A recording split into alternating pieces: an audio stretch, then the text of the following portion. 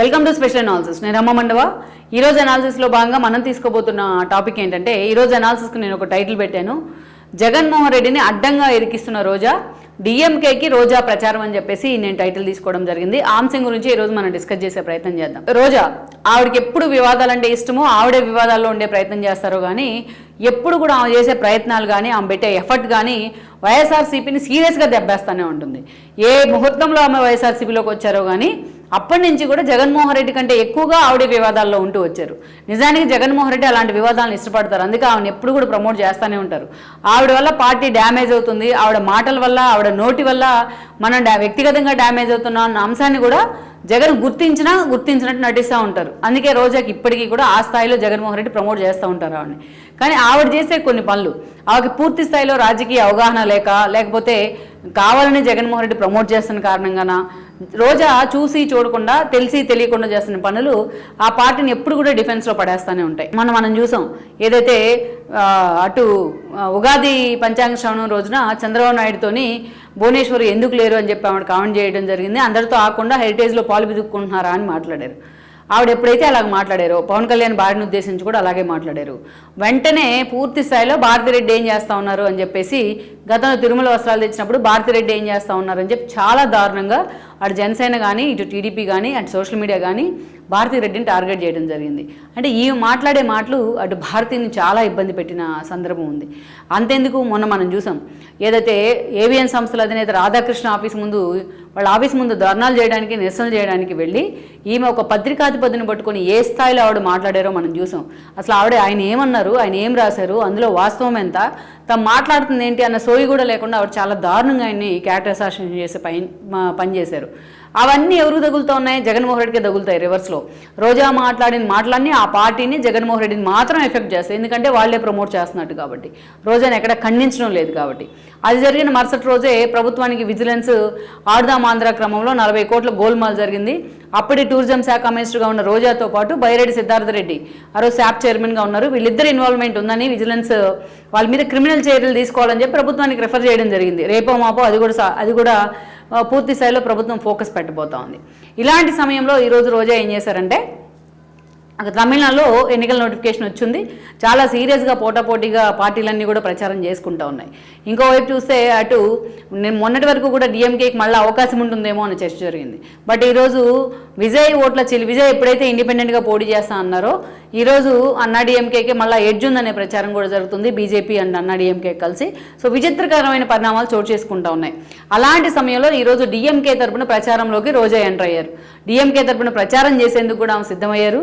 ఎందుకంటే ఆవిడకి చెన్నై బ్యాక్గ్రౌండ్ ఉంది, వాళ్ళ హస్బెండ్ సెలవుమణిది చెన్నై బ్యాక్గ్రౌండే.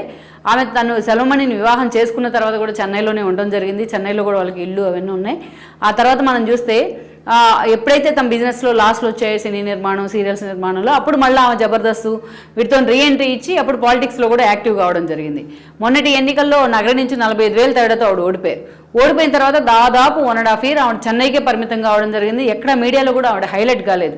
ఆ పార్టీ ఓవడం తర్వాత, ఆవిడ ఓవడం తర్వాత, అంటే ఆ 1.5 year తర్వాత చిన్నగా ఆవిడకు భయం పోయింది. ఈ కూటమి ప్రభుత్వం నన్ను ఏం చేయదులే అనే భయాన్ని పోగొట్టుకున్న తర్వాత మళ్ళీ జగన్మోహన్ రెడ్డి తరపున మాట్లాడడం స్టార్ట్ చేశారు. జగన్ కూడా ఆవిడతో మాట్లాడేసి అసలు ఇష్యూలన్నీ డైవర్ట్ అయిపోయి కొసరి ఇష్యూలన్నీ తెర మీదకి వస్తాయి కాబట్టి ఆవిడని ప్యాంపర్ చేయడానికి జగన్మోహన్ రెడ్డి ట్రై చేస్తూ ఉంటారు. అలాంటి రోజా మరి ఈరోజు జగన్మోహన్ రెడ్డికి పూర్తి స్థాయిలో ఆయన దగ్గర అనుమతి తీసుకొని వెళ్ళారా, ఆయనకి ఇన్ఫర్మేషన్ ఇచ్చి వెళ్ళారా మనకు తెలియదు. కానీ మొత్తానికి డిఎంకే తరపున ఆవిడ ప్రచారానికి దిగారు. మొన్న కూడా స్టాలిన్ బర్త్డే వేడుకల్లోనే అక్కడ పాల్గొని స్టాలిన్ ఆవిడ ఆకాశానికి ఎత్తేయడం జరిగింది.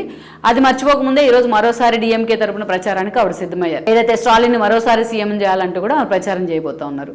ఇక్కడ అసలు ట్విస్ట్ ఏంటంటే, ఈరోజు రోజా పూర్తి స్థాయిలో స్టాలిన్ వైపు తీసుకున్నారు, డిఎంకే వైపు. ఈరోజు డిఎంకే ఎక్కడుంది? ఇండియా కూటమిలో కీలక భాగస్వామిగా ఉంది. ఇంకా గట్టిగా మాట్లాడితే అది పెద్ద పార్టీగా ఇండియా కూటమిలో స్టాలినే ఉన్నారు. నిన్న మొన్న ఉదయనిధి స్టాలిన్ మాట్లాడుతూ ఇండియా కూటమిని లీడ్ చేసే సామర్థ్యం మా నాన్నకే ఉంది, స్టాలినే ఇండియా కూటమికి అధ్యక్షుడు కాబోతున్నారు అంటూ కూడా, చైర్మన్ కాబోతున్నారు అంటూ కూడా మాట్లాడిన పరిస్థితి మనం చూసాం ఒక 20 రోజుల క్రితం. అలాంటి సందర్భంలో అంటే మనం చూసాం స్టాలిన్ కూడా ఏం చెప్తా ఉన్నారు, ఏదైతే బీహార్ రిజల్ట్ తర్వాత ఇలాంటి పరిణామాలన్నీ కూడా మాకు గుణపాఠాలు లాంటివి, రాహుల్ గాంధీ నాయకత్వాన్ని మేము ఆమోదించమన్న విధంగా ఆయన సిగ్నల్స్ ఇస్తూ ఉన్నారు, ఇంక్లూడింగ్ మమతా కూడా. అలాంటి సందర్భంలో ఈరోజు జగన్మోహన్ రెడ్డి ఎటువైపు ఉన్నారు? బీజేపీతోనే ఉన్నారు. మొన్నటి మనం చూసాం ఉపరాష్ట్రపతి ఎన్నిక దగ్గర నుంచి మొన్న స్పీకర్ మీద అవిశ్వాసం వరకు ప్రతి విషయంలో బీజేపీ అడగకుండానే జగన్మోహన్ రెడ్డి పరిగెత్తుకుంటూ వెళ్ళి మద్దతు ఇచ్చారు.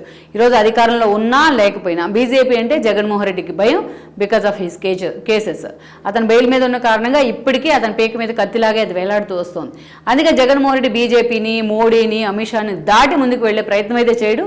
అలాగని అటు కాంగ్రెస్తో పొత్తులు పెట్టుకునే ప్రయత్నం అయితే అసలు చేయడు. ఆయనకంత సినిమానో సీను ఉండదని కూడా నేను అనుకోవట్లేదు. అలాంటి ఎన్నోసార్లు షర్మిల డిమాండ్ చేసింది. ఉపరాష్ట్రపతి ఎన్నిక సమయంలో రేవంత్ రెడ్డి రిక్వెస్ట్ చేశారు తెలంగాణ వ్యక్తికి ఓటేయమని. అయినా కూడా జగన్మోహన్ రెడ్డి ఆ రోజు సస్మేరా అనుకుంటూ మోడీకి మద్దతు తెలపడం జరిగింది.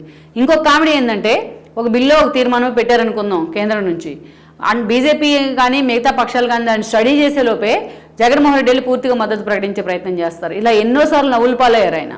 అలాంటి జగన్మోహన్ రెడ్డి ఈరోజు ఎన్నోసార్లు ఏదైతే రాహుల్ గాంధీ మీద విమర్శలు చేశారు, రాహుల్ గాంధీని తిడతం కూడా జరిగింది. అవకాశం వచ్చినా ఆయన వదులుకున్నాడు చాలాసార్లు ఇండియా కూడా మద్దతు ఇచ్చే అవకాశం. ఇటీవలగా మాత్రం ఒక్క పరిణామం ఏంటంటే తన బ్రదర్ అయిన అనిల్ రెడ్డి కొడుకు సాహిల్ పెళ్లి జరుగుతుంటే చెన్నై వెళ్ళారు. ఈయన పెళ్లి పెద్దగా వ్యవహరించారు అక్కడ. ఆ పెళ్లిలో మటుకు ఆ రోజు స్టాలిన్ అండ్ ఉదయనిధి స్టాలిన్ ఇద్దరు వస్తే వాళ్ళతో కలిసి ఫోటోలు దిగాడు ఆయన. అంతకుమించి స్టాలిన్ని ప్రమోట్ చేయడం అట్లాంటి విషయాలు ఎప్పుడు కూడా జగన్మోహన్ రెడ్డి చేయలేరు, చేయరు కూడా ఆయన, అంత దూరం వెళ్ళరు. పూర్తిగా ఈరోజు నాస్తికవాదం మీద నిర్మితమైన పార్టీ పెరియార్ భావజాలంతో. అలాంటి పార్టీని ప్రమోట్ చేస్తూ అనవసరంగా బీజేపీతో చిక్కుల్లో పడదామని జగన్మోహన్ రెడ్డి ఎప్పుడు అనుకోరు.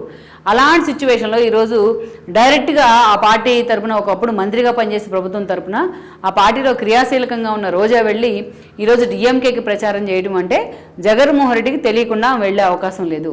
జగన్మోహన్ రెడ్డికి తెలిసామని పంపించారు అంటే బీజేపీని ఆయన సవాల్ చేస్తున్నట్ట అన్న చర్చ కూడా ఈరోజు హాట్ టాపిక్ అవుతోంది. మొత్తానికైతే మాత్రం మొన్నటి వరకు స్టాలిన్ లాంటి వాళ్ళు మళ్ళీ అధికారంలోకి వస్తారనే ప్రచారం ఉంది. ఈవిడ ఎప్పుడైతే ఎంటర్ అయ్యారో ఈరోజు మళ్ళీ డిఎంకేకి అంత సీన్ ఉండదేమో అన్న ప్రచారం జరుగుతోంది. అది మేడం గారి మహిమ అనుకోవచ్చు మనం. సో మొత్తానికైతే మాత్రం జగన్మోహన్ రెడ్డిని రేపు నుంచి ఆయన ప్రత్యర్థులు టార్గెట్ చేయడానికి, బీజేపీ నుంచి ఆయన టార్గెట్ అవ్వడానికి కూడా ఇది ఒక చిన్న అవకాశంగా అందరూ కూడా మాట్లాడుతూ ఉన్నారు. లెట్స్ సీ మరి రోజా విషయంలో జగన్మోహన్ రెడ్డి నిర్ణయం తీసుకుంటారా, ఎలాంటి నిర్ణయం తీసుకుంటారన్నది కూడా మనం చూడాలి.